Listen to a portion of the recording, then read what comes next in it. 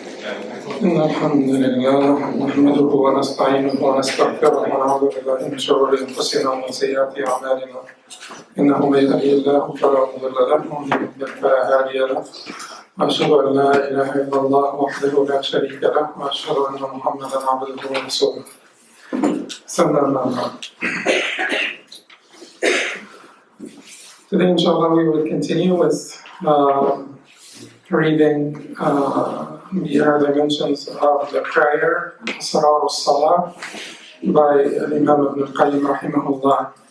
And last time we just started, we covered all the way up to page 21. So today, inshallah, we are starting from page 21, and we're starting from the divisions of people in regards to the actions of the limbs. Divisions of the people in regards to the external actions of the exterior, actions of the limbs. And he divided the people, and I would not read, inshallah, most of the time I'll be reading verbatim from Imam ibn Qayyim's writings here, or the translation of his writings, because it is a benefit to read verbatim, because, no matter how much I try to elaborate on what he said, my elaboration will not be as nearly eloquent as his own words. But in these three divisions, the Imam ibn Qayyim talked about in terms of the actions, in terms of dividing people with regard to their actions. He said that there are those people whose limbs are engaged in the service of their Lord. So their limbs are performing the function they were created for. Their limbs are always engaged in the service of their Lord. And the second type are the people of the people of treachery. So he divided the people into the people of yaqaza and khiyana and ghafla. Yaqaza are the people of wakefulness, alertness, the people who are doing what they need to be doing, the people who are performing the deeds they were demanded to perform. And then you have the people of khiyana, treachery, are the people who are using the body that Allah created for them for their own purpose. They're using it. They're not idle. You find them very active, very energetic. They could have tons of energy, but they're using all the energy for the wrong purpose. And those are the people of khiyana or treachery. And then he talked about the third type of people, which are the people of idleness, the people of batala, the people of inaction, laziness, idleness. And Imam Qayyim said that this group is even worse than the previous group. So he felt that this group, people of idleness, people of inaction, are the worst of the three groups. And certainly you have to understand what he wants to convey to you. Because certainly the people who are engaged in ma'siyah, the people who are engaged in treachery and ma'siyah, look worse than the people who are just lazy and idle. But he felt that these people are committing a crime of not using their bodies for any purpose. They are not using their bodies for their deen or their dunya. They're just idle. So Allah Subhana wa ta'ala had given them favors and had given them bounties and given them strength and limbs and so on, and they are not using any of this for any good purpose. But at the same time, you should understand that the people who are involved in disobedience and actively disobeying Allah Subhanahu wa Ta'ala are worse than the people who are idle or the people of inaction, laziness. But which makes you, whenever you read.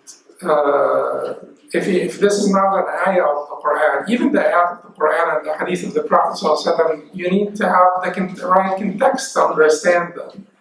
But basically, taking the letter without the context or the text without the context would lead you to some will lead you to errors.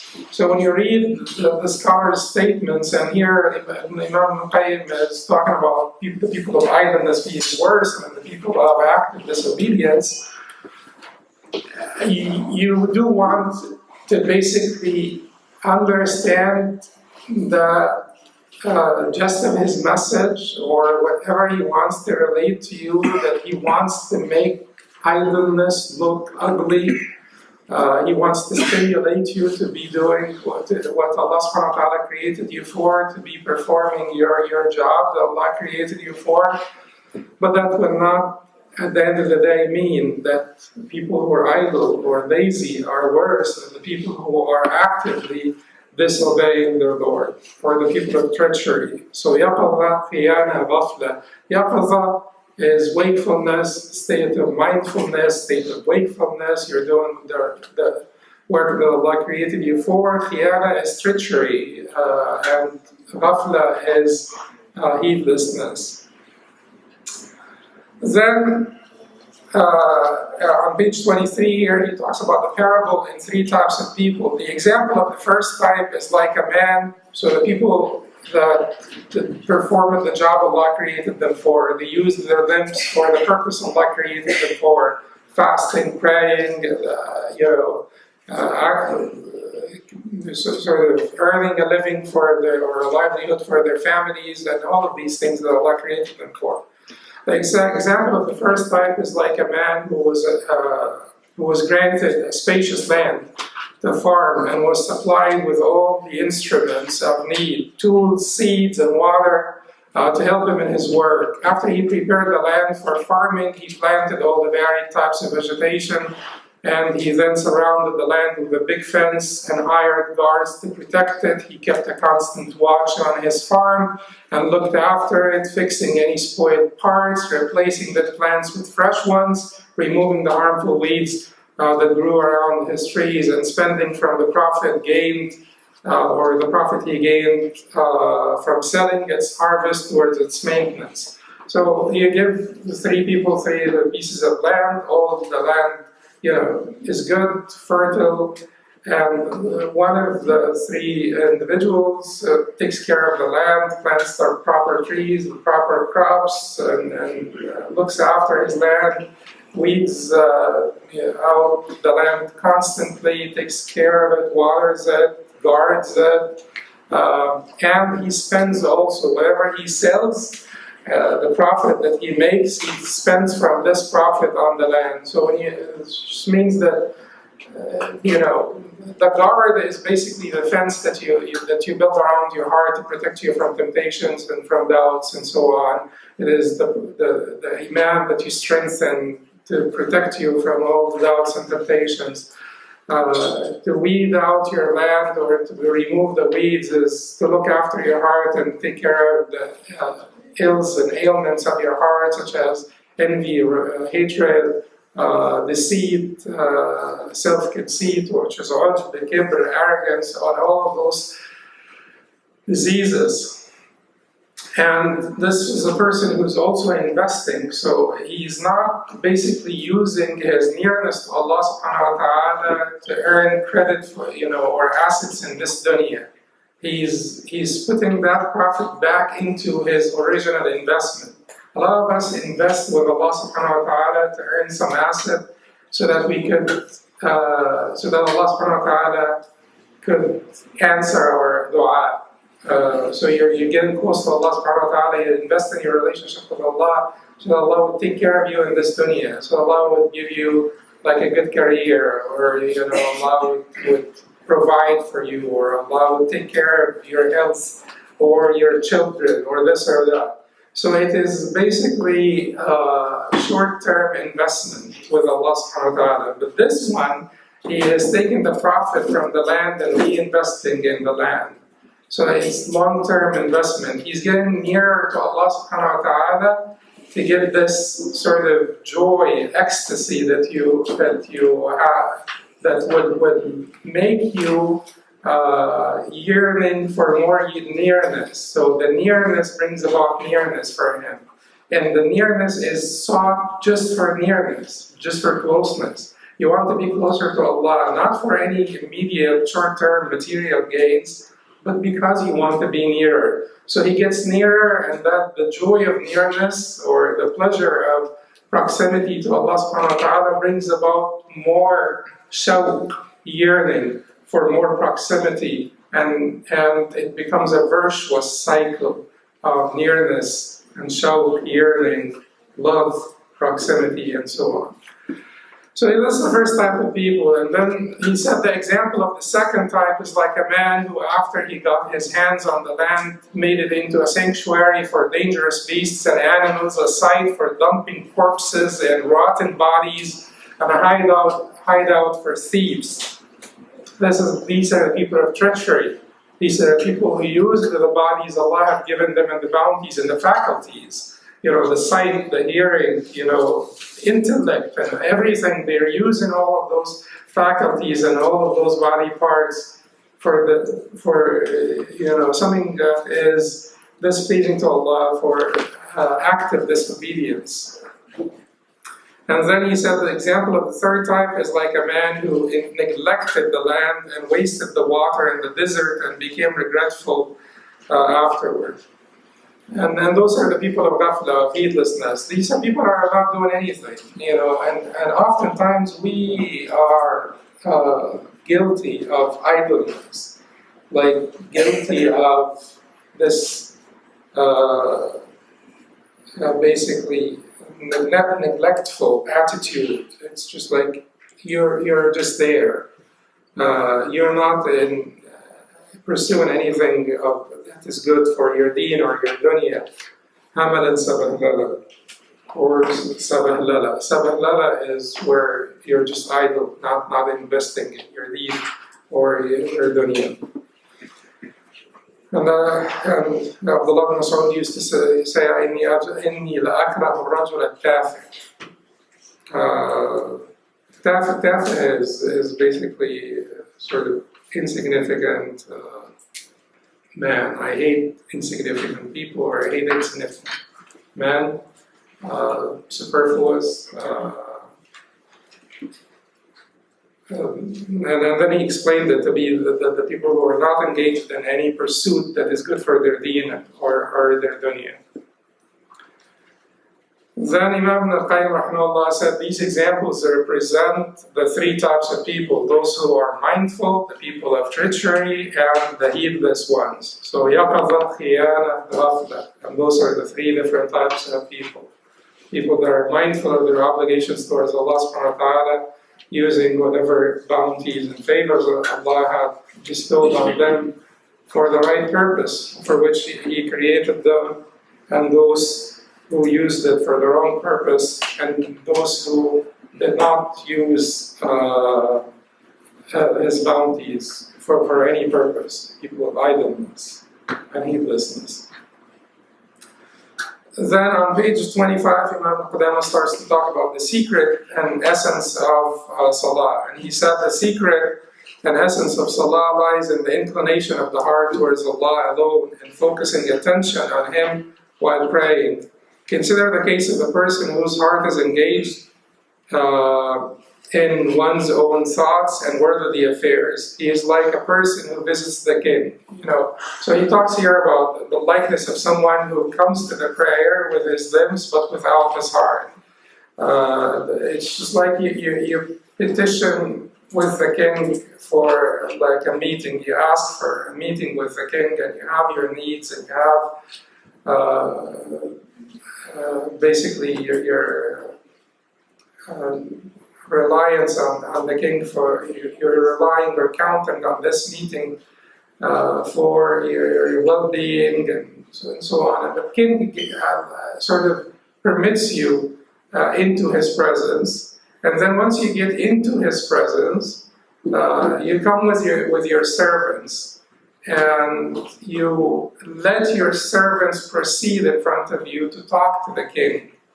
And you're busy looking at, the palace, or looking at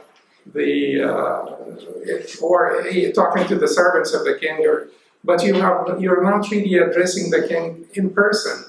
you are not talking to the king. So that is the heart and the limbs. The heart sends out the servants to talk, to address the king, and the heart is busy, occupied with whatever distractions it has been occupied with before you enter into the presence of the king. Do you think that the king would be really interested in this meeting? That the king would really be pleased with this meeting, or your attitude in this meeting when you send your servants forth and you stay behind and sort of refuse or neglect to address him?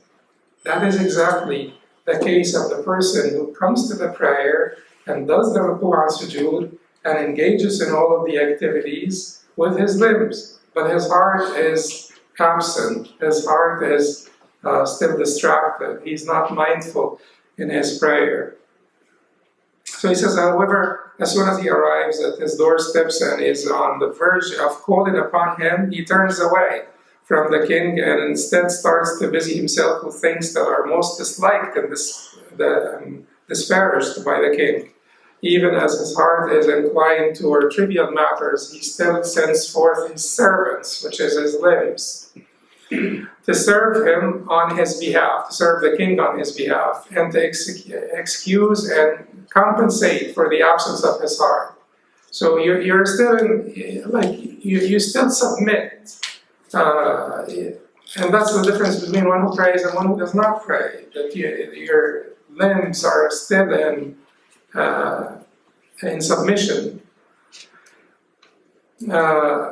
But despite that, the generosity and benevolence of the king refused to dismiss the servants of his slaves without granting their master, the slave of Allah, a portion of his mercy.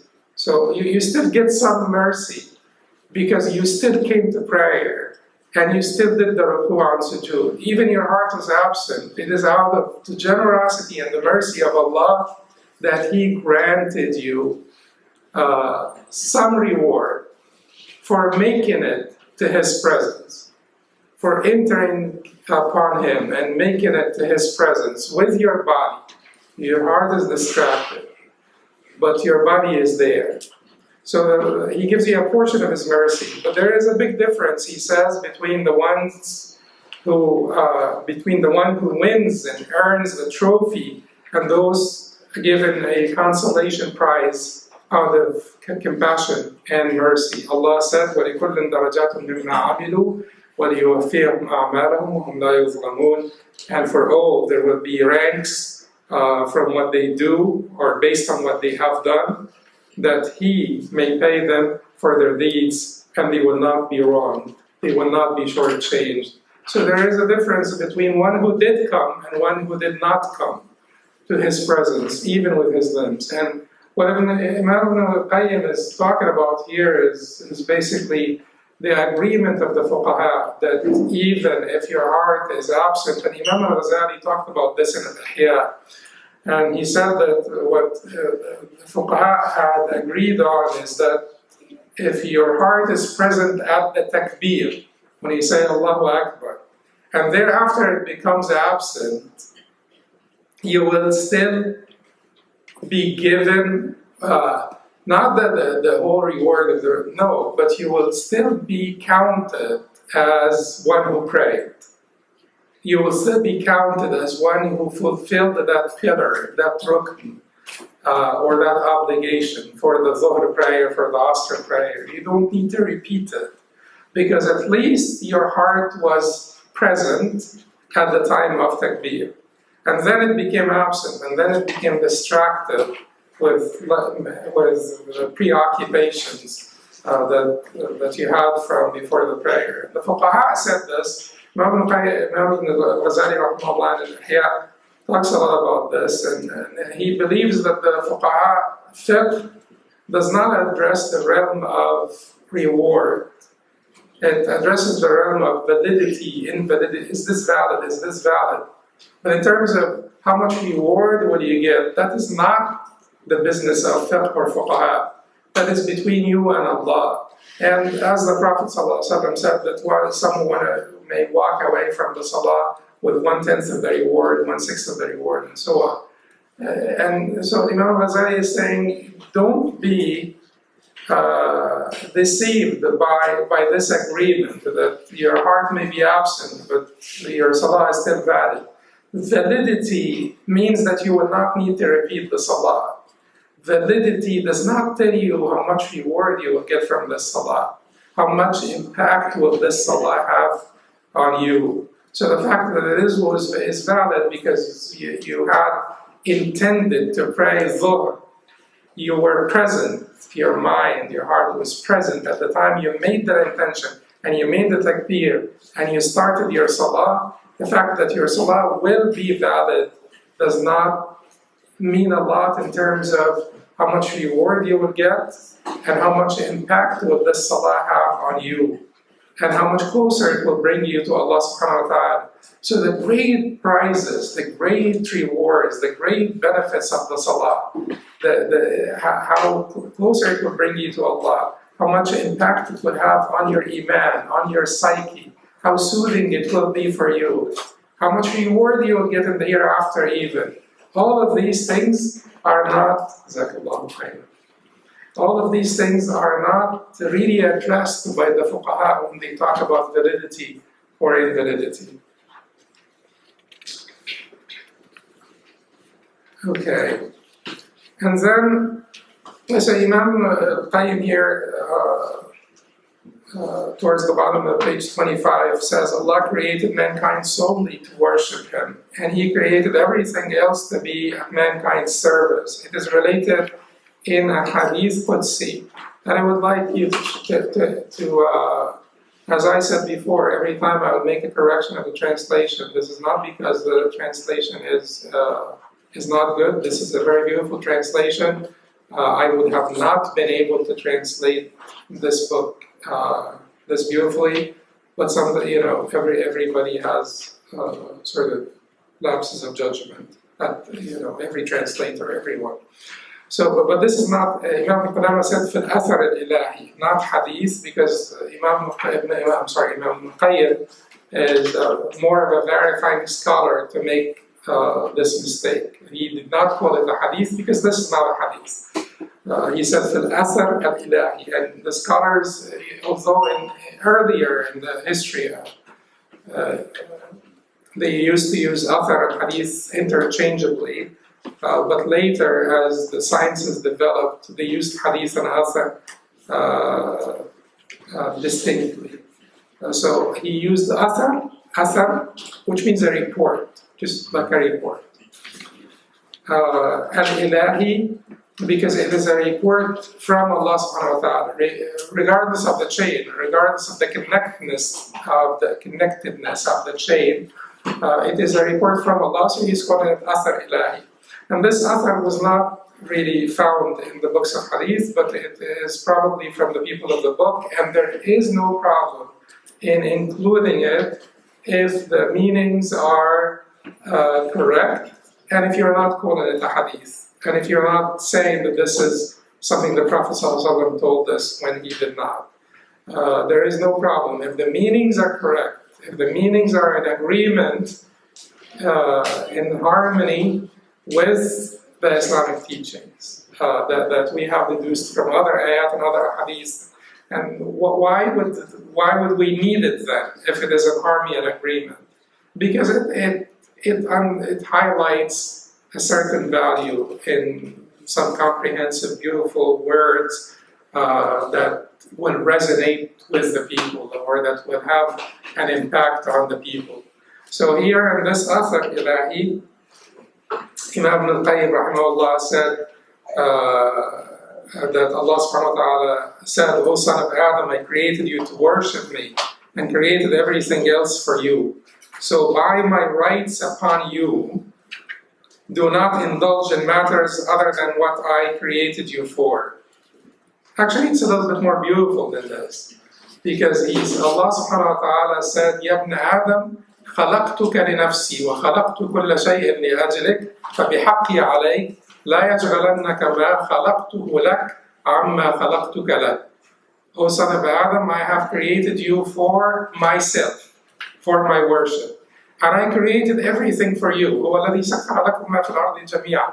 It is He who subdued for you everything that is on earth. Allah said that in the Quran. وَخَلَقْتُ كُلَّ شَيْءٍ لِأَجْلِكَ. I created everything for you. So by my rights upon you, do not be occupied or do not be distracted by that which I created for you from that which I created you for. Do not be distracted by that which I created for you.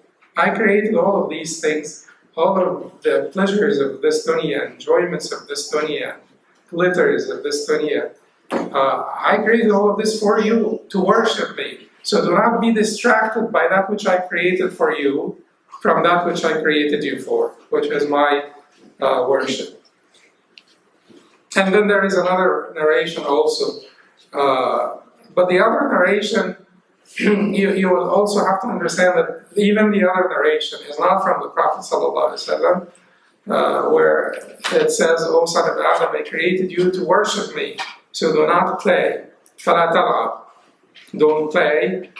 I guaranteed your provision in this life, so do not tire yourself. فَلَا تَتْعَبْ. Don't tire yourself. But we know that tiring yourself and earning a provision is honorable, virtuous. The Prophet ﷺ talked about this as a form of jihad, to earn a living for yourself and your family and to suffice your family from halal is a form of jihad. So once again, you will have to put it within the context of the general teachings of the religion. This is an athar, this is not a hadith. So someone may say, I don't need to even report it. I don't, if this is an athar, it may create problems and may give the people, or may cause some misconceptions, that people will become indifferent, or people that will not take care of their own families and their responsibilities in this dunya. I don't need to take care of it. But if you do this all the time, you will also come to certain hadith and say certain authentic hadith and say, well, these will create problems. I don't need to report them. I don't need to convey them to the people. And they are authentic. What matters here is to put the text in the right context. It is to understand the text of any report within the general context of the teachings of the Quran and the Sunnah of the Prophet ﷺ. So here, فَلَا تَتْعَبْ could mean don't overdo it. Don't exhaust yourself to the point where you cannot be beautiful towards me. Don't exhaust yourself to the point where you would be like the Prophet ﷺ said in the hadith reported authentically in Musnad Ahmad, حِمَارٌ بِالنَّهَارِ جِيفَةٌ بِاللَّيْلِ. He's like a donkey during the day and a dead body at night. Meaning that you're working too hard, you're not paying attention to your obligations towards Allah Subhana wa ta'ala. You're not leaving time or energy for your obligations, to fulfill your obligations towards Allah Subhana wa ta'ala. So that could be what it meant. Don't overdo it.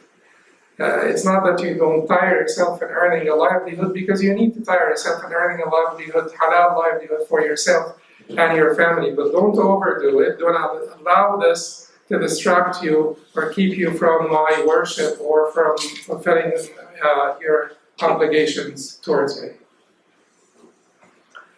Then Imam Qayyim rahimahullah started to talk about experiencing detachment from Allah during the intervals between the daily prayers, and he said the abd of Allah experiences times of heedlessness, detachment from Allah, hardening of the heart, disregarding mistakes and disposition towards sinning during the intervals between the 5 daily prayers. This deplorable change of condition takes him away from the Lord or his Lord and prevents him from being near to him and alienates him from his position as the true abd of Allah. Even worse, he may willingly deliver himself to his enemy, the shaitan, who captures him, puts him in chains, and locks him in the prison of his base desires, causing him to experience nothing but anxiety, grief, sorrow, and regret, while being unaware of the reason behind his wretched condition. Oftentimes we do, feel this.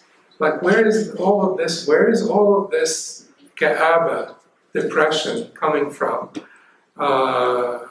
It certainly is because you're away from the source of your happiness, your joy, your maker, your creator. It's through the mercy of his Lord, he says, the most compassionate, who decreed upon him a comprehensive act of worship made up of diverse phases and segments and formats. Each phase and format corresponds to the different actions he committed and conditions he experienced outside of the salah. More so, it is designed so that the goodness and benefit he acquires from each phase is in a measure proportionate to his needs, as this act of worship, which is the salah, is prescribed to demonstrate his servitude to Allah Subhana wa ta'ala. It's amazing. It recruits all of your faculties for the worship of Allah. How do you give zakat? You just like, how do you fast? Do you ever use all of your faculties for one worship outside of the prayer? No. It uses all of your faculties combined, heart, tongue, limbs. You're using your feet, your knees, your trunk, your hands, your forehead. Everything is being recruited for this worship during this time. Even when you recite, even the verbal action, the actions of the tongue, they're diverse. They're diverse. There is recitation, right? Quran. There is dua, right? Supplication. There is dhikr, the mention of Allah Subhana wa ta'ala, the praise and exaltation of Allah Subhana wa ta'ala. All of this is combined in the prayer. So every diverse action of the tongue, and not just the tongue, but the heart and the limbs and everything, is recruited for this act of worship. You can't find this outside of the salah. Then he proceeds to, now he will start to talk about wudu. He'll start to talk about wudu. But before we talk about wudu, I wanted just to add one thing, which is وَعَجِبْتُ إِلَيْكَ رَبِّ لِتَرْضَى.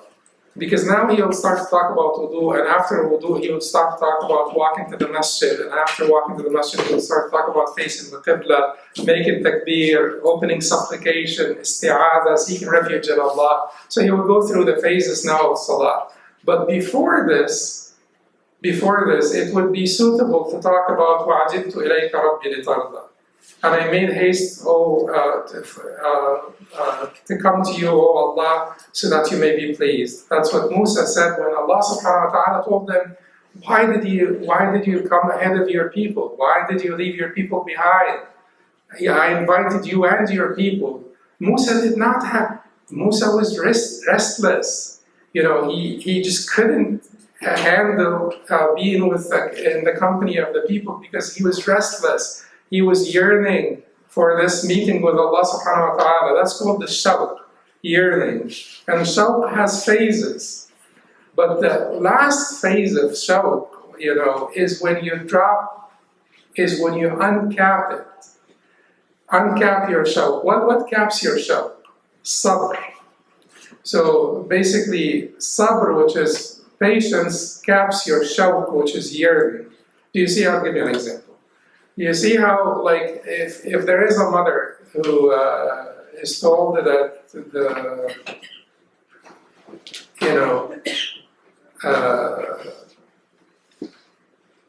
your son will come back from his deployment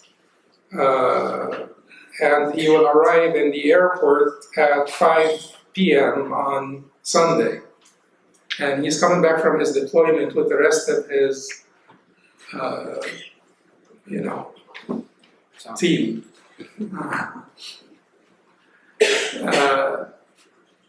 This son this mother, will she be able to wait until 5 p.m. to go to the airport?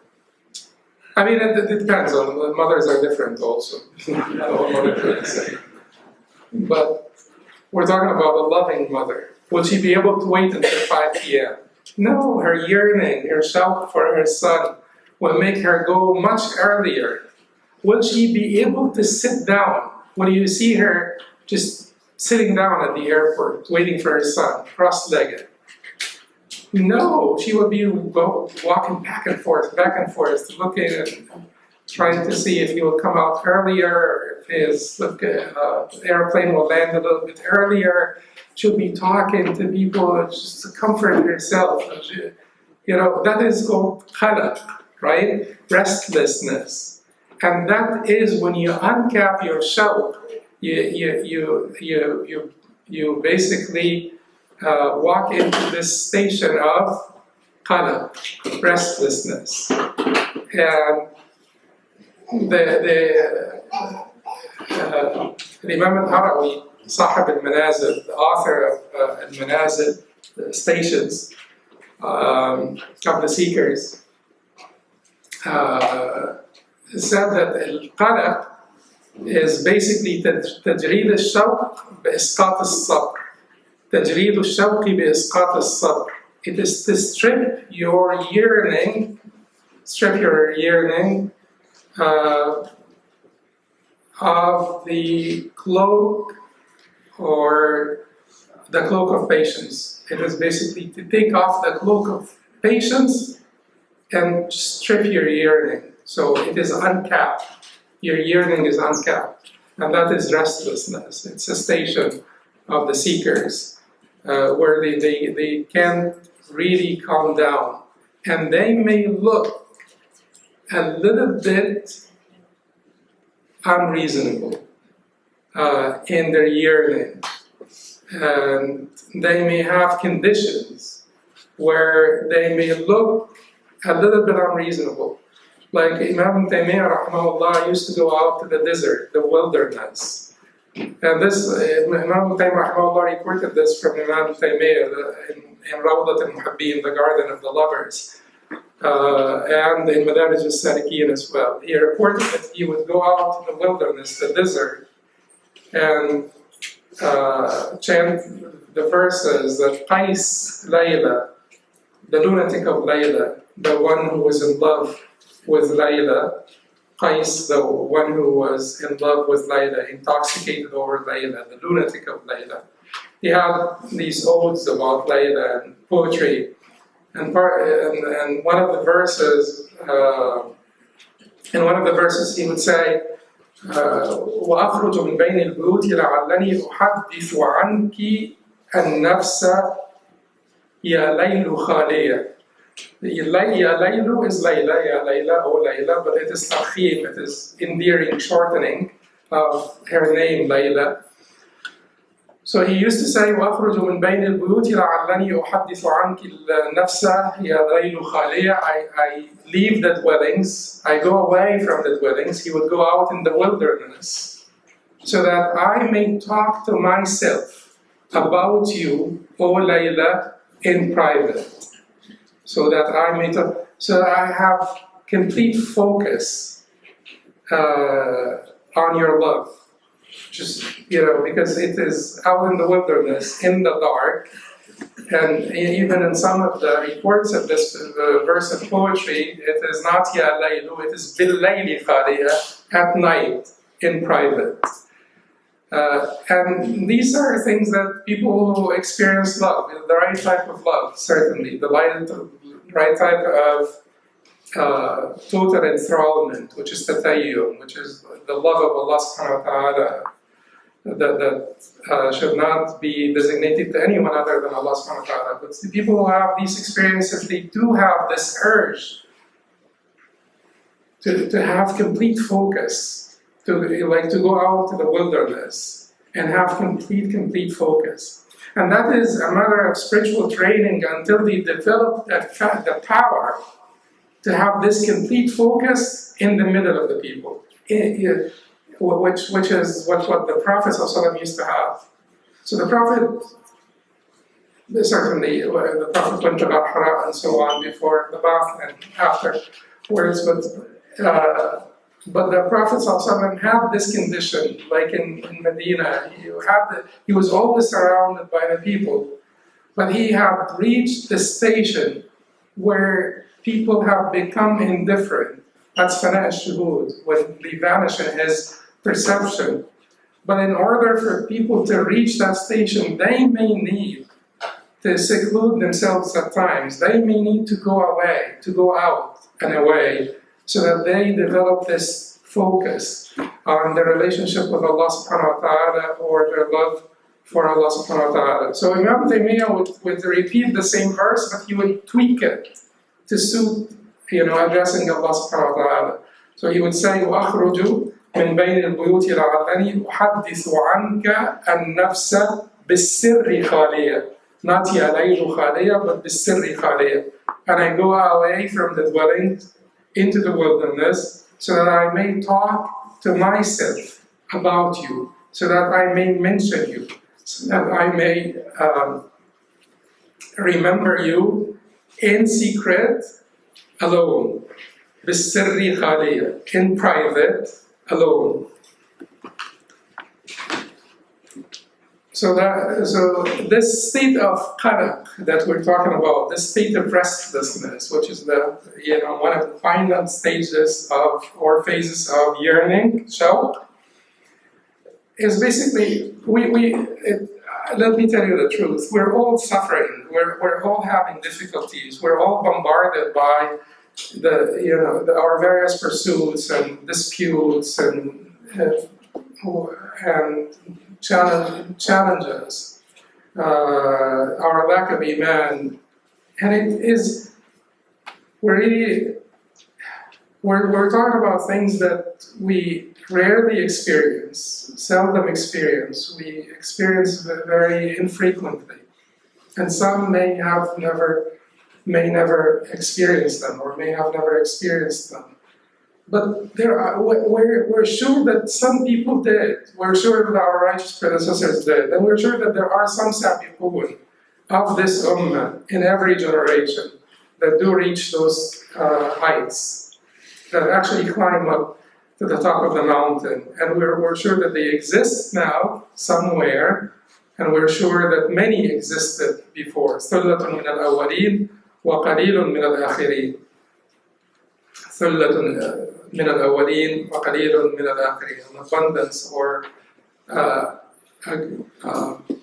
do they translate thulla? Thulla means a large group of the awwaleen, the earlier generations, and qaleel means a few of the latter generations. When Allah Subhana wa ta'ala described the muqarrabeen in Surah Al-Waqi'ah, He said, ثُلَّةٌ مِّنَ الْأَوَّلِينَ وَقَلِيلٌ مِّنَ الْآخِرِينَ. We're sure that in the time of the Sahaba,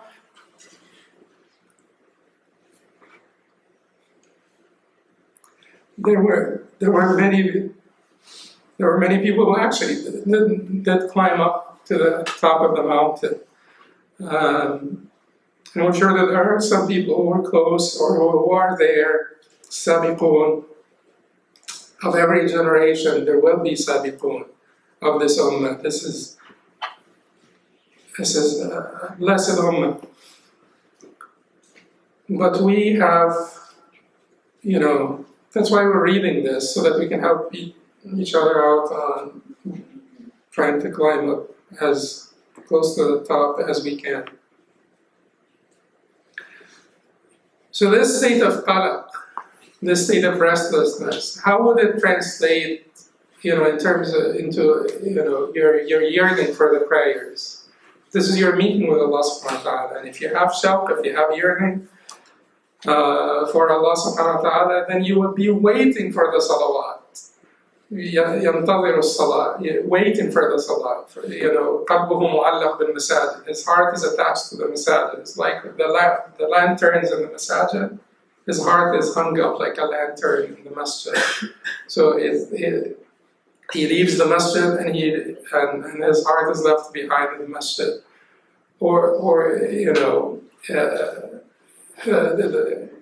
His heart is always attached to the salah, so he's always waiting for the next salah.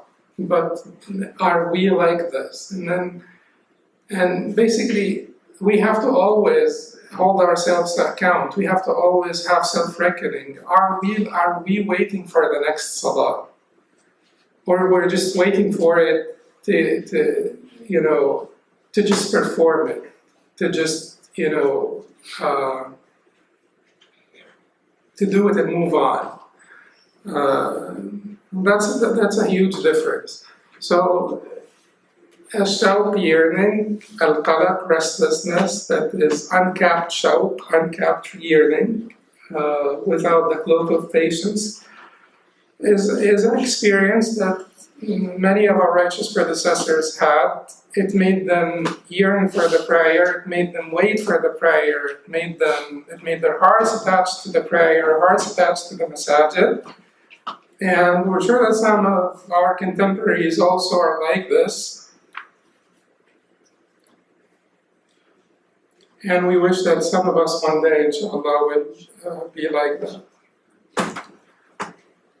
Okay, so then praying at the beginning, right after the adhan at the beginning of the time is virtuous because it shows how excited you are about the prayer and how much yearning you have for the meeting with Allah Subhana wa ta'ala. And then he moved on to the discussion on wudu, and he said wudu is the prescribed ritual whereby dirt and filth are cleansed and removed, so Allah's believing slave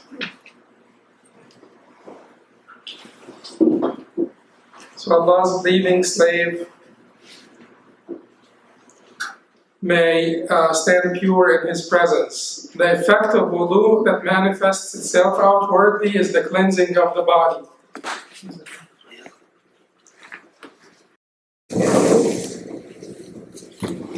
And the limbs used in the act of worship, salah.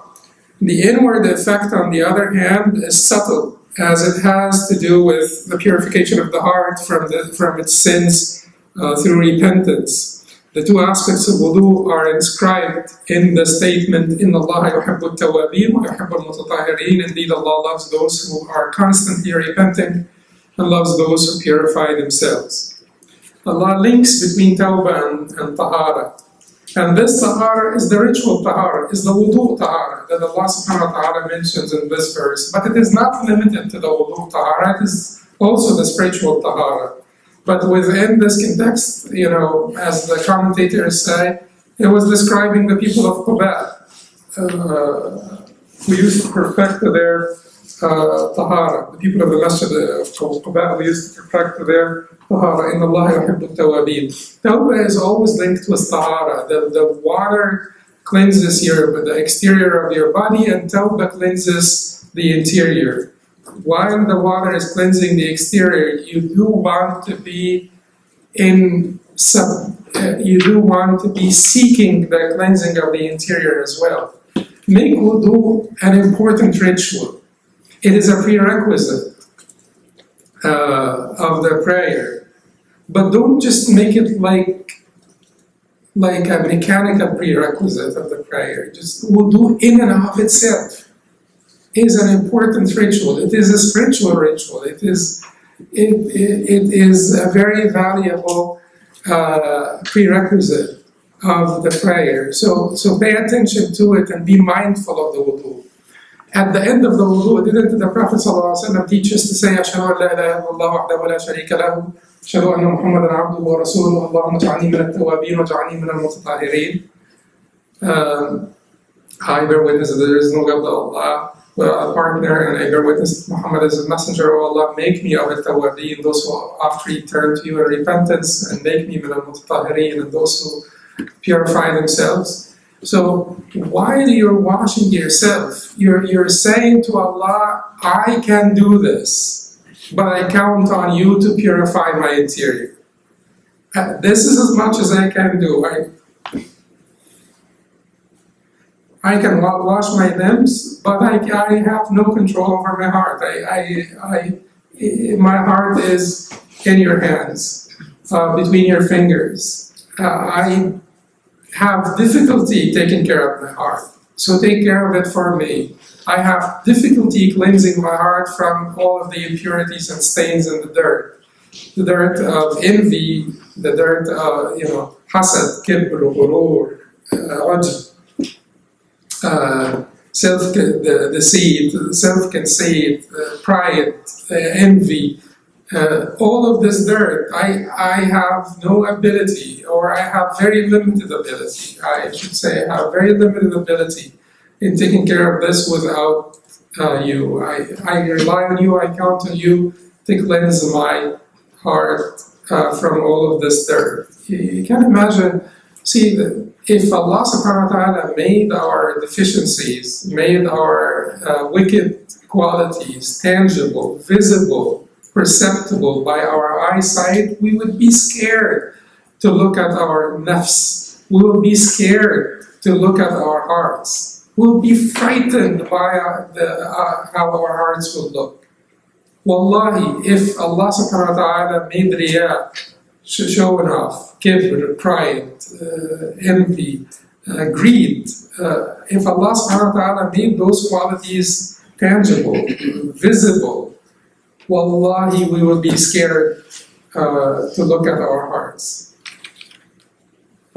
because of the ugliness of what we may see or encounter. So, in wudu, be mindful of this. A lot of people will talk about the medical benefits and medical miracles in wudu. This is not the right context for this topic or for this discussion, but the spiritual ones are immense. Water is extremely relaxing and invigorating at the same time.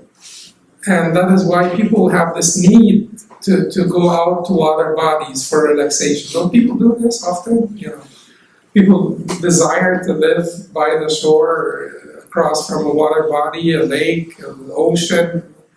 It's a human need that manifests in various ways. Our need for the water, our spiritual, emotional, psychological need for water is quite obvious.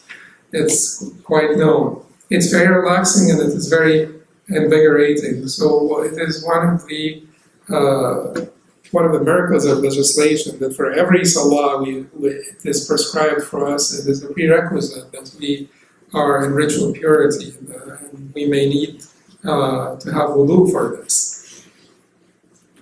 But like I said, don't neglect the spiritual aspect of the wudu. Every time you're reminding yourself that at the end of this wudu, I would ask Allah to purify not only my body but my heart. Allahumma-infa'nī min at-tawwābīn waj'alnī min al-mutatahhirīn. While you're making wudu, washing your limbs, you are thinking of the khataya, the sins that are dropping with the water, and just being mindful of the sins of your hands, being mindful of the sins of your eyes, mindful of the sins of your mouth. When you wash, when you rinse your mouth, being mindful of those sins will make you of the people of yaqaza, awareness, muhasaba, self-reckoning, muraqaba, watching, or watchfulness, and that will develop that faculty. You will be able to recognize your sins because you think of them when you're making wudu. With every limb that you're cleansing from the exterior filth, you're thinking of how, as the Prophet ﷺ said, the water will remove your sins. But thinking of this will remind you of your sins, the sins of your limbs, and you're simultaneously asking Allah to cleanse your heart from its own sins, which are greater, worse, more ugly or uglier than the sins of your body, except that they're subtle and they're not tangible enough for the average person to heed them and to recognize them. Then he says, perfecting one's servitude in attending the masjid. So you made wudu and you perfected your wudu and you were mindful in your wudu, and now, walking to the masjid. And the son of the righteous predecessors, they used to have, even for their nafil prayers, or those who lived away from the masjid, or they used to have masajid in their homes, masajid al-biyut, the masajid in their own homes, where they would partition off part of their residence, part of their dwellings for the salah, so that they are going to the masjid of their own home. And so that there is a specific area that is taken care of, that is suitable for the salah, that is clean enough for the salah, that is suitable for the salah, and they would put a lot of effort into the making of this area. Not to beautify, contrarily, to make it as simple as possible, the least distracting, place in their homes would be chosen for this. So Imam Qayyim rahimahullah says here, in particular, Allah prescribed that his abd be in the most perfect level of purity, wudu, prior to entering upon him and standing before him, as only then does he, exalted be he, grant permission for his abd to stand in his presence after he has become pure, both from the outside and the inside, thus signifying that he is not a rebellious abd, and when he enters his house, that is the masjid, the place where he evinces or reveals his servitude to Allah, he becomes one of his slaves. This explains the reason why attending the masjid to pray the compulsory salah in congregation, which some scholars consider obligatory to do and others consider recommended or commendable to do, is deemed from the aspects of perfection of one's servitude to Allah. Keep in mind that it is not only one masjid, that you're seeking the masjid because they are the biyut of Allah Subhana wa ta'ala. Our righteous predecessors used to do this. They used to go to different masajid. They used to go far away masajid. They used to go to abandoned masajid. They used to go to ancient masajid. They used to go to old masajid. It is your devotional journey. It is your spiritual retreat to go to the masjid or to go to the wilderness, as I said before, for those who are yearning for Allah Subhana wa ta'ala and they want to have this focus.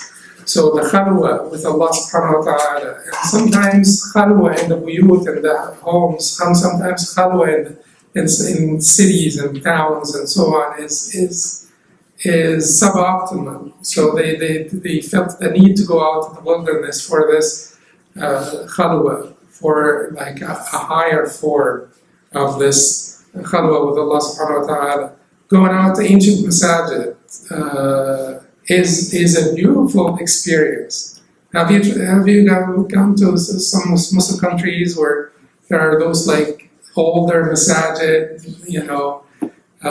They have an aura that is different. Very, very inviting for concentration, for focus, for khushu'. So walking to the masjid in and of itself is a beautiful experience, because on your way to the masjid, this is all preparation.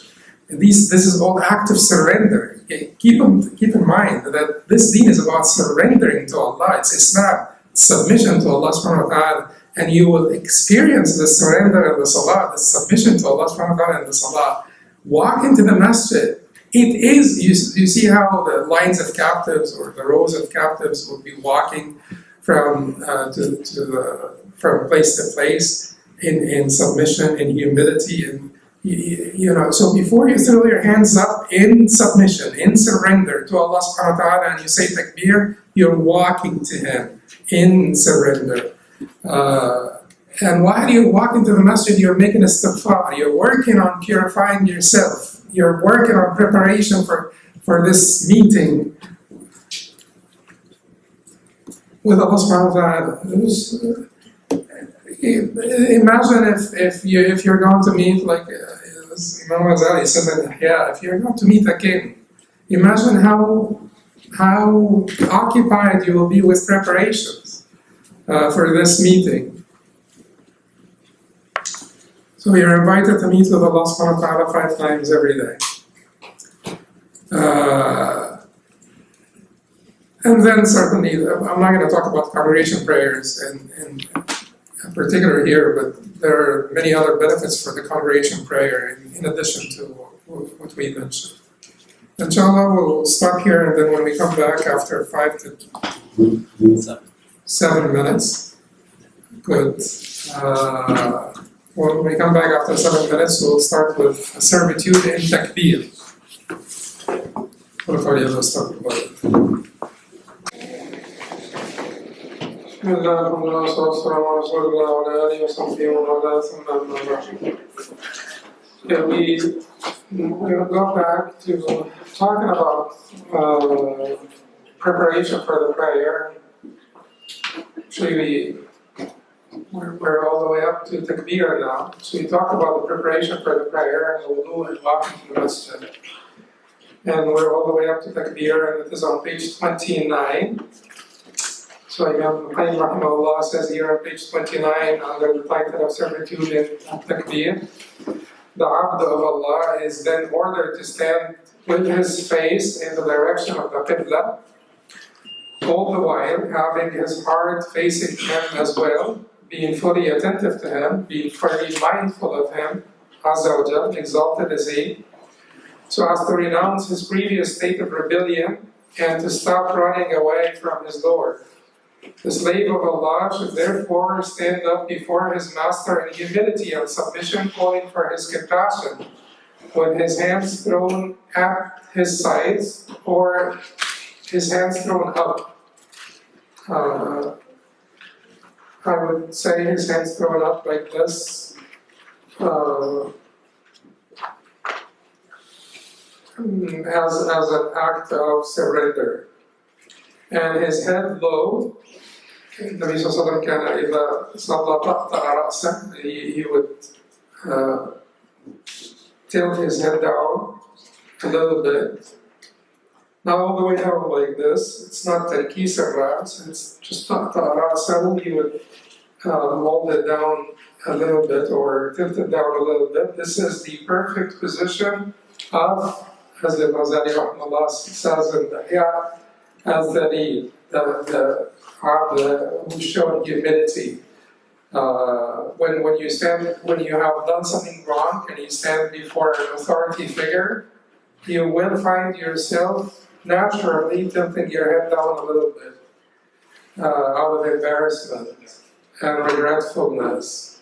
So this is a manifestation of tadallul, the show of humility, regretfulness to Allah Subhana wa ta'ala, to tilt your head down a little bit. And then you will look at the place of your prostration when you're praying. Then he says, and his head low, while at the same time his heart is fully attentive to him in a state of humility as he devotes all his senses to his service and glorification by declaring with his tongue and proclaiming in his heart that he is the greatest, which is to express that Allah is greater than anything he may have in his heart. And he affirms this statement by dismissing everything except Allah from his heart. So his heart is completely occupied with Allah Subhanahu wa ta'ala. I told you that Imam al-Ghazali talked about the presence of the heart being a condition here at the time of takbir, at the time of starting your prayer. So at least we should try to extend it from there as much as we can. Extend it the presence of the heart. I know that we would be attentive at the time of takbir because you really need to know what you're doing. You need to know that you're praying Salat al-Dhuhr now and so on. Otherwise it would not be valid. But beyond this, force yourself to bring your heart to the presence of your Lord. Imam al-Ghazali said that even though the Fuqaha say it's valid, but imagine the salah of someone who's only attentive at the time of takbir. This is like a body that's alive, but completely paralyzed, emotionless. So that is the salah of the one who made it to being acceptable, valid, because he knew what he was doing, and he did it right, and he did the ruku' and sujood, and at the time of takbir, he knew that I'm now praying dhuhr, and he intended to do this as a worship to Allah Subhana wa ta'ala. So he just breathed life into his salah. He made it valid, he breathed life into his salah by being attentive at the time of the takbir. But thereafter his heart was distracted, so it became like a motionless body, a paralyzed body, كَمِثَالِ حَيٍّ لَا حِرَاكَ بِهِ, like a living body that is completely paralyzed.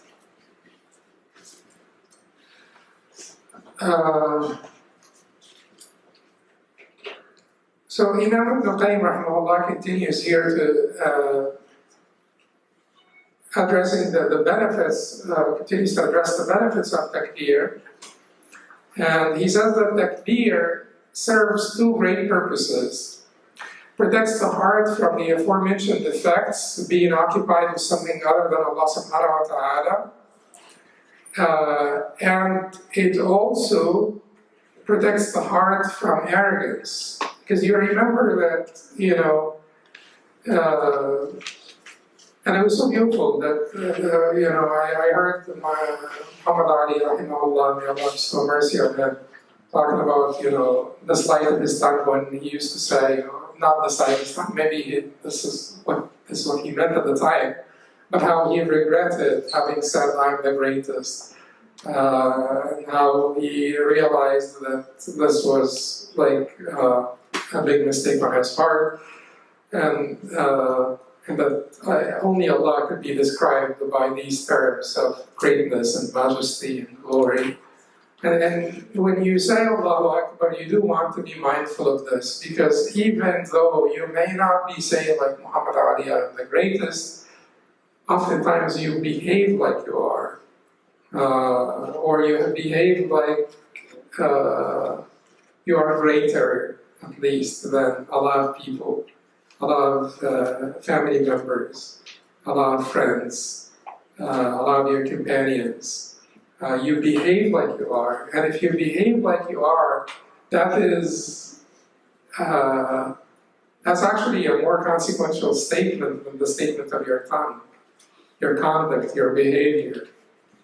It's more telling of what you really think of yourself than the statement of the tongue that Muhammad Ali said. So think about it. Even if you're not saying it, are you acting like you are? Do you think that you are? And not necessarily the greatest, but greater. Because you should not. Because that was Lisa's problem when he thought that he's greater than Adam. Every time you say Allahu Akbar, just remind yourself that it is only Allah that is deserving of this kibr, this greatness. And kibriya ridai. Kibriya is my upper garment. Allah says this.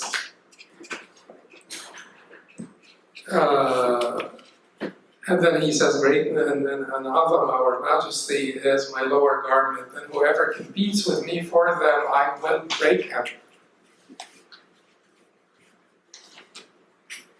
You may be broken, but you don't feel it. Because you may be totally broken.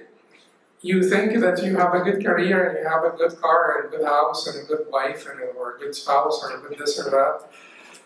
And that you're not broken, but you may be broken. The biggest break is to be distanced by Allah Subhana wa ta'ala. Allah to keep you at a distance. That is the greatest calamity, the greatest affliction that may befall you. وَكُلُّ كَسْرٍ لَعَلَّ اللَّهَ جَابِرُهُ وَمَا لِكَسْرِ قَنَاةِ الدِّينِ جِبْرَانٌ. In every break or every fracture, there may be compensation from it, except the break or the calamity or the loss in one's deen or in one's religious commitment, in one's relationship with Allah Subhana wa ta'ala. And then when you say Allahu Akbar, you're also saying Allahu Akbar than everything I have been occupied with before the Salah. But in order for you to truly have this focus and concentration, just make sure that you finish all of your business before the Salah. Practically speaking, you're saying Allahu Akbar, Allah is greater than all of the distractions.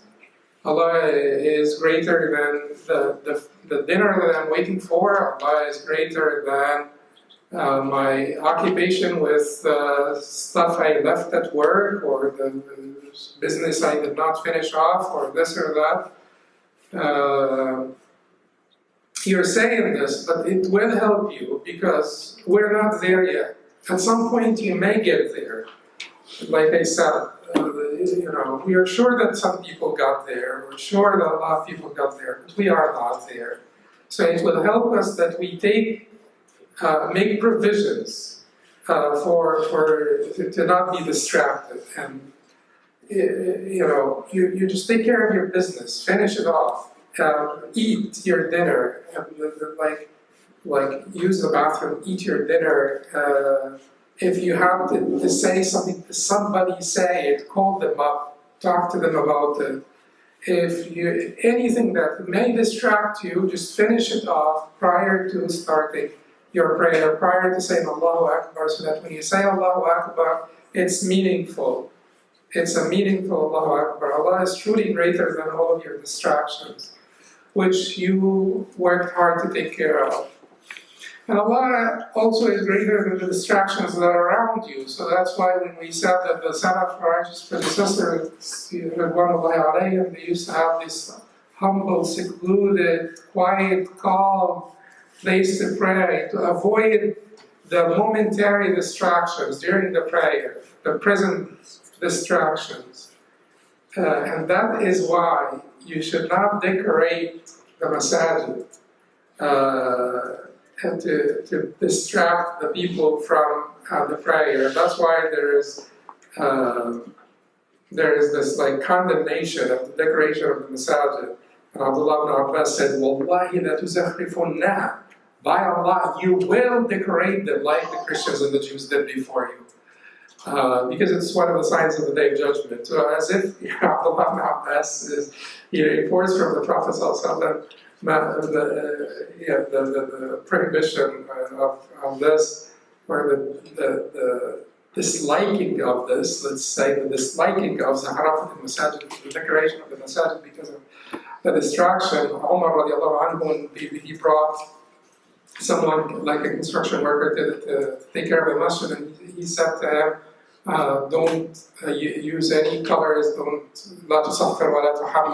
use any red or yellow, so that you do not cause fitna for the people and distract the people from the prayer. But you should also work on this. Why did Allah say, إِنَّ نَاشِئَةَ اللَّيْلِ هِيَ أَشَدُّ وَطْئًا قِيلًا? إِنَّ نَاشِئَةَ اللَّيْلِ هي أشد وطئا وأقوى مقيلا. أشد وطئا means what? It has a heavier impact. What's نشأة الليل? It's the prayer at night, particularly the recitation and the night prayer at night. When you're making the recitation at night during your night prayer, Allah says it has a heavier impact. أشد وطئا has a heavier impact, meaning results, impact results. It brings about the right benefits, results. Why is this? Because of the calmness and the quietness of the night, more conducive to focus, khushu', humility, concentration at night. So the darkness that envelops you at night is certainly very helpful in this regard. And during the day, you will also need to sort of tone it down, everything, calm it down. All the distractions. Have a place, if you can afford to have a place at home that has the least amount of distractions, least decorated, simplest, plainest, then this is where you should be praying, or you make the masjid of your own home. Prayer rugs that we have, why are we doing this to the prayer rugs? It's just like we're being sort of urged, like someone is urging us to do this. Someone is pushing us to do this. Why are we decorating them? You know, when it's just like counterproductive, it's self-defeating. You want to have a prayer rug that is very plain and simple. If you need to have a prayer, no one needs to have a prayer rug, by the way. You know, but if you want to have a prayer rug, and if you want to make this the masjid of your home, where your prayer rug lays, or lies, then that's fine to have a prayer rug. But just make sure that you try to find one. If you can't find, buy me another one with you. So it's just like completely plain. Or just get a plain, it doesn't have to be called prayer rug. It doesn't have to be tagged as a prayer rug. Go out and buy yourself a rug that is completely plain. Call it my prayer rug and use it. So the idea here is our righteous predecessors used to have the ability to say Allahu Akbar meaningfully, even if there were distractions, even if they were in a war zone. Like Abdullah ibn Zubayr, you know the firebolt of the catapult, the manjaneen, the firebolt. They would go between his beard and chest, and he would not twitch. He would not, look around in his ruku'. Like he would be making ruku' on the firebolt catapult, would go between his, and he may have had one beard between his beard and his chest, and that would not make him twitch. Because it's just like,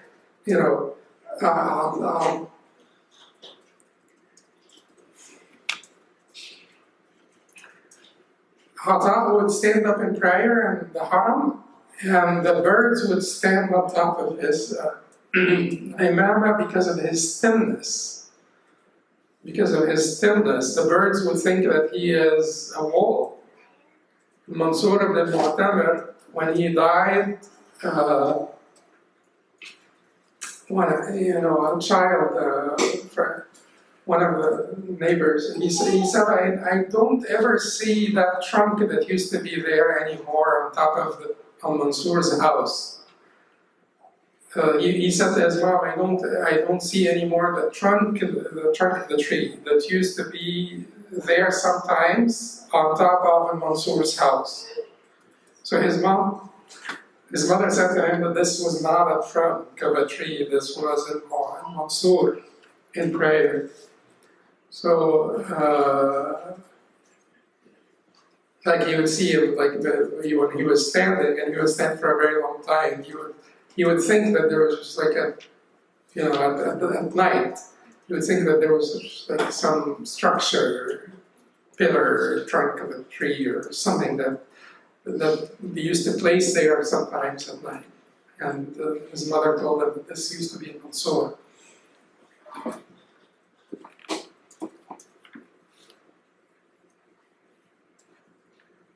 When you also say Allahu Akbar, you mean that the dhikr of Allah is Akbar. That the mention, the remembrance of Allah Subhana wa ta'ala is greater than anything else. And وَلَذِكْرُ اللَّهِ أَكْبَرُ. وَلَذِكْرُ اللَّهِ أَكْبَرُ. اتل ما أوحي إليك من الكتاب وأقم الصلاة إن الصلاة تنهى عن الفحشاء والمنكر ولذكر الله أكبر. But Allah Subhana wa ta'ala says in Surah Al-Ankabut, إن الصلاة تنهى عن الفحشاء والمنكر. The salah deters the musalli from lewdness and all acts of evil. Allah then said, after Allah said that the salah deters the musalli from lewdness and all forms of evil, Allah then said, وَلَذِكْرُ اللَّهِ أَكْبَرُ. And the remembrance of Allah is greater. So the Qayyim reports from Ibn Taymiyyah rahimahullah that this is his reflection on this ayah. وَلَذِكْرُ اللَّهِ أَكْبَرُ. It is even greater than the salah deterring the musalli from al-fahsha al-munkar. So Allah mentioned two benefits for the salah here. The remembrance of Allah and deterring the person who makes salah from fahsha al-munkar. So he said that this deterrence from the fahsha al-munkar is great. But even greater than this is the mere mention, remembrance, dhikr of Allah Subhanahu wa ta'ala. Then, okay, so that is takbir. Like I said, because we're not there yet, we need to make every possible provision so that when we say Allahu Akbar, it is a meaningful Allahu Akbar and we truly mean it, and we will truly be not occupied with distractions of this dunya. Then Imam al-Qayyim rahimahullah said servitude is in al-istiftah, or the opening supplication.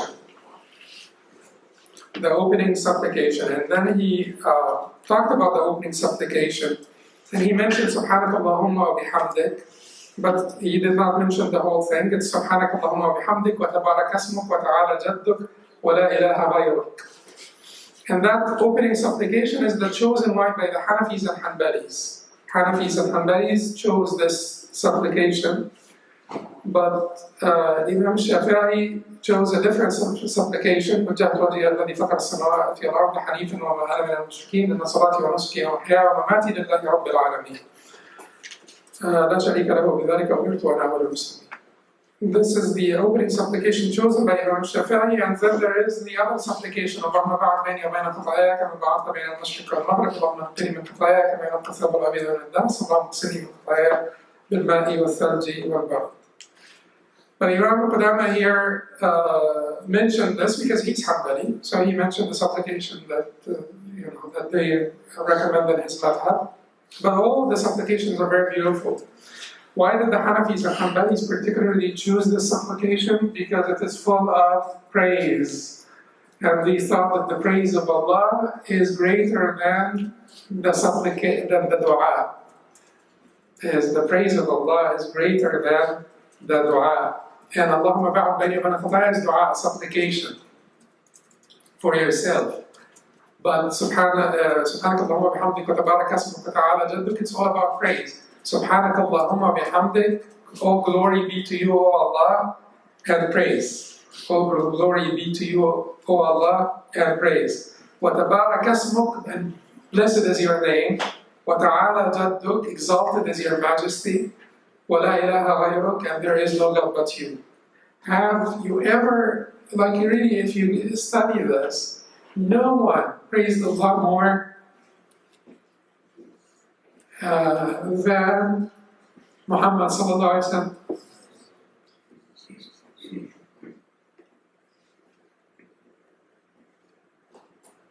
No one ever praised Allah more than the Prophet sallallahu alaihi wasallam. And that's why he will be deserving of liwa al-hamd, the banner of hamd. All of the anbiya will be resurrected under liwa al-hamd, the banner of al-hamd, the banner of praise, the banner of praise. This banner of praise, who will be holding it? Our Prophet sallallahu alaihi wasallam. But this is not the boast, but this is an important recognition of his status. Because no one ever praised his Lord more than our Messenger sallallahu alaihi wasallam. This hadith is reported by Tirmidhi, أنا سيد ولد آدم ولا فخر وبيدي لواء الحمد يوم القيامة وما من نبي يبعث إلا تحت لوائي.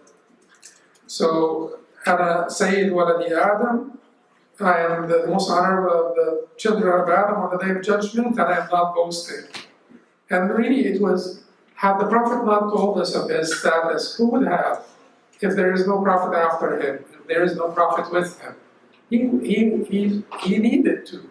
He was the humblest person, but he needed to tell us of his status. Because Allah wanted us to know of his status. Allah wanted us to know of the status of the Prophet ﷺ. Who would communicate this other than him? If Allah Subhana wa ta'ala communicated this to Abu Bakr radiallahu anhu, Wouldn't that be trouble? Because now Abu Bakr receives revelation. And then we have two, conveyors of the message. It would be trouble. But the Prophet is the only one that received the revelation and communicated the revelation. So he needed to tell us of his status. So he said, I'm not boasting. I'm just telling you what you needed to know, what Allah wanted you to know. And he said, وَبِيَدِي لِوَاءُ الْحَمْدِ, and in my hand is the banner of Hamd, the banner of praise, and no prophet will be resurrected except underneath my banner. Okay, so this beautiful dua, سبحانك اللهم بحمدك تبارك اسمك وتعالى جدك ولا إله غيرك, سبحانك اللهم بحمدك تبارك اسمك وتعالى جدك ولا إله غيرك. Try to remember it and use it. Or if you use one of the other du'as, all of them have been prescribed by the Prophet ﷺ, all of them are good. The Hanbalis say combining them is even better.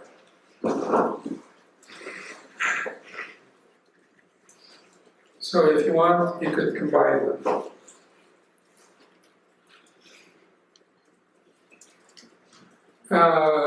So this is basically like a prelude for your recitation. Tamheed is an introduction. And a befitting introduction. To start with the praise of Allah Subhana wa ta'ala is a befitting introduction. If you enter into the presence of any king or someone important, a befitting introduction would be to start with their praise.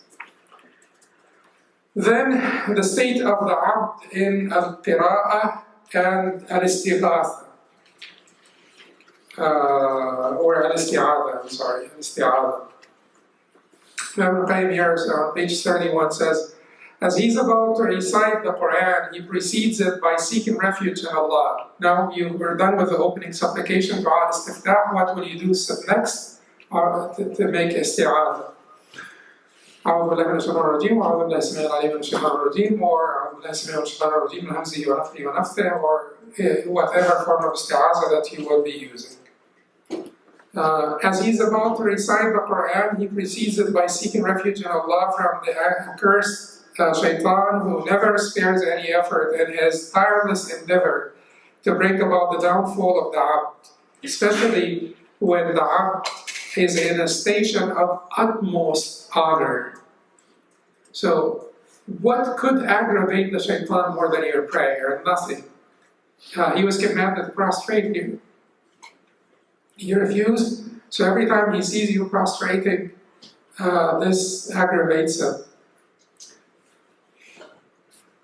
Hence, the shaitan is fervently determined to prevent the abd from praying by any means. Failing to do so, he wants to see to it that at the very least his heart does not benefit from it. So if he kept you from praying, if he kept you from praying with your body, he is very keen to see your heart absent in this prayer. So Allah Subhana wa ta'ala told you, this particular enemy you cannot handle without me.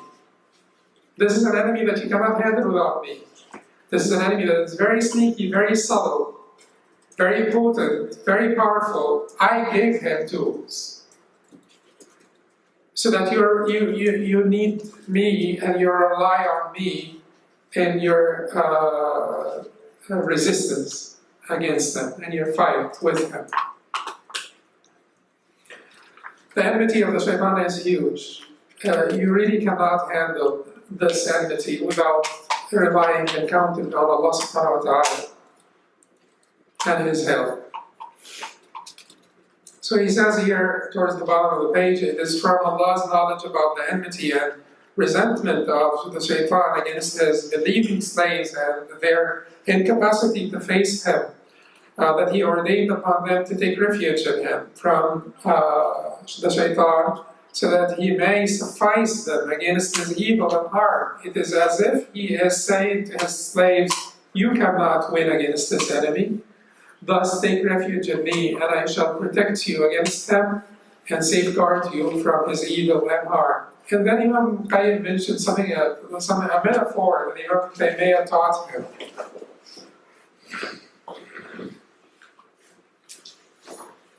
rahimahumullah.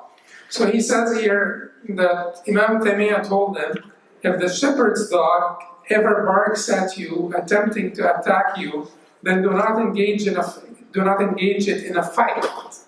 There is no use in fighting with a dog.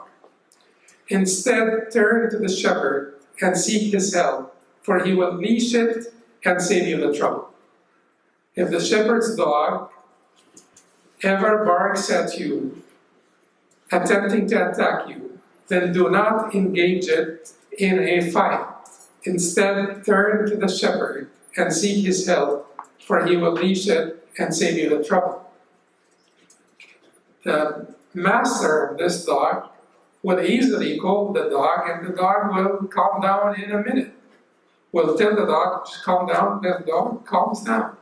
So instead of engaging the dog in a fight, just turn to his master and seek his help. And that is really a beautiful lesson. It's true, because we have many dogs in this life. And they don't even have to be in the form of humans or the shaitan. Sometimes it's your nafs. Sometimes it is your nafs al-amara bis-su that commands evil. Sometimes it's tyrants. Sometimes different afflictions, sadness, temptations, desires, doubts. So if you encounter any setbacks in your journey to Allah Subhana wa Ta'ala, if you're defeated, if you lost something precious, something valuable, or you were defeated, do not basically attempt to address each individual defeat separately, because you will be overwhelmed. You're having difficulties at work. Well, some people get overwhelmed because they have trouble with their spouses, and they have difficulties at work, and they may also have some of their own health, issues and challenges. And they may have multitudes of issues. They are like, I don't like my neighbor, don't like my spouse, and don't like work. So a lot of things that accumulate and add up and overwhelm you, defeat you. But all of these, just disregard them. I'm not saying be pacifist. I'm not saying be negligent. I'm not saying neglected asbab, don't make provisions. I'm just saying that do not address them separately. And try to be holistic about your treatment of your troubles. A holistic approach will not neglect the asbab, making provisions, but a holistic approach will be mostly mindful of the root cause of all of this. Had you been close enough to Allah, had you been in ma'iyyat Allah Azza wa Jalla, been close enough to Allah Subhana wa Ta'ala, He would have not given you up to all of those dogs. He would have not allowed all of them to bark at you at the same time, or to attack you at the same time. And keep in mind, that's a matter of perception also, because all the dogs could be barking, but you're not perceiving their barking, you're not affected by it, it is not touching you, it's not even distracting you. The problem is not that the dogs are barking, the problem is that you are overwhelmed by their barking. So, someone who is righteous in the ma'iyyah of Allah could have a lot of dogs barking, and they will bark. But the problem, I'm sorry, I may have been wrong by saying that Allah would have not let the dogs all bark at you at the same time. Allah would have not let you be affected by the barking of the dogs. Because a righteous person may have a lot of dogs barking at him, around him, a lot of things to overwhelm him, to weigh him down. But he's not weighed down, or she's not weighed down. She is not impacted, or he is not, distracted. I'll have dogs that are barking. There are troubles at work that, look at the Prophet ﷺ. Look at, in Mecca, how many barking dogs are around him. But did it weigh him down? Did it impede him? And even if it does momentarily, temporarily, it will never be effective in impeding you. It will never stop you. And it will never weigh you down. It will never overwhelm you. It will never overwhelm you. And that's the point here. So you have a lot of dogs barking at you, and you feel overwhelmed, you feel weighed down by all of the burdens, responsibilities, challenges. Turn to Allah Subhana wa Ta'ala and seek His help, because all of those things are under His complete control. And if He did not keep them from barking, He will give you strength to handle this barking, and immunity against this barking. وَلَمَّا أَصَابَتْكُم مُّصِيبَةٌ قَدْ أَصَبْتُم مِّثْلَيْهَا قُلْتُمْ أَنَّ هَٰذَا قُلْ هُوَ مِنْ عِندِ أَنفُسِكُمْ. It is important for dua in particular, and people that are concerned with the conditions of Muslims, people working for Allah Subhana wa Ta'ala, for His deen, to make this ayah,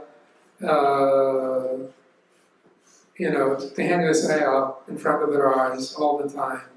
وَلَمَّا أَصَابَتْكُم مُّصِيبَةٌ قَدْ أَصَبْتُم مِّثْلَيْهَا. So when an affliction had befallen you, the twice of which you had one before, or when a defeat had befallen you, the twice of which, or the double of which, or how do you translate this? Well, let me explain it. When the defeat of Uhud had befallen you, and prior to it, you won against them a double win, like twice as big of this defeat. They were defeated before, the Mushrikeen were defeated before by you, a greater defeat, a defeat that is twice as big as this defeat that afflicted you in Uhud. So, when an affliction had befallen you, twice of which had afflicted your enemy before, قُلْتُمْ أَنَّ هَذَا, you said, where did this come from? قُلْتُمْ أَنَّ هَذَا. Whom Allah is talking to? The Sahaba. So Allah is talking to the Sahaba. So we're more deserving of saying this to ourselves. Allah is telling them, don't ask where did this come from. Say it is from you. It is from your own works. It is from your own failures. It is from your own shortcomings. Because Allah never breaks a promise. Allah Subhana wa Ta'ala never breaches His covenants. If you give victory to Allah, I'll give you victory. We should be always mindful of this ayah. And whenever we are defeated, personally, individually, or collectively, as groups, or even as an ummah, we say to ourselves, it's because of our failures. Because Allah will not breach His covenants. And His covenant with us is Nasrullah and Surkum. So instead of, looking around us and trying to figure out, all of the reasons of our depression, or our sadness, or our feeling of being overwhelmed, that just turn to Allah Subhana wa Ta'ala and seek His help, because all of this can be immediately. Once you start to pray, an immediate reward. The reward of the prayer is immediate, by the way. It's not deferred. It's not deferred to the hereafter. Although the part or the portion that's deferred to the hereafter is much greater what you are receiving this dunya, but you are receiving it immediately. You know that scientifically, you receive it immediately. Once you start the prayer or start the dua of Allah or the zikr of Allah Subhana wa ta'ala, they call it meditation. You get endorphins secreted in your system. This is like, you know, your natural morphine.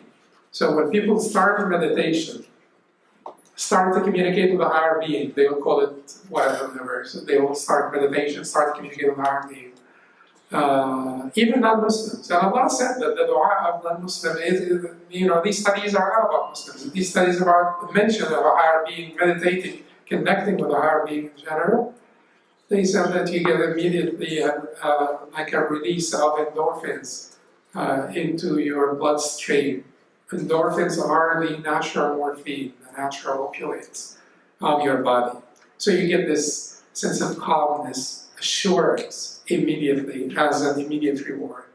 So turn to Allah Subhana wa ta'ala in prayer when you feel overwhelmed, and you will not say Arihna ya Bilal, like the Prophet ﷺ used to say, give us comfort, O Bilal, but you could be your own Bilal and make you know, your own iqama and pray. قل قولي هذا استغفر الله لي ولكم سبحانك وبحمدك أشهد أن لا إله إلا أنت أستغفرك وأتوب إليك.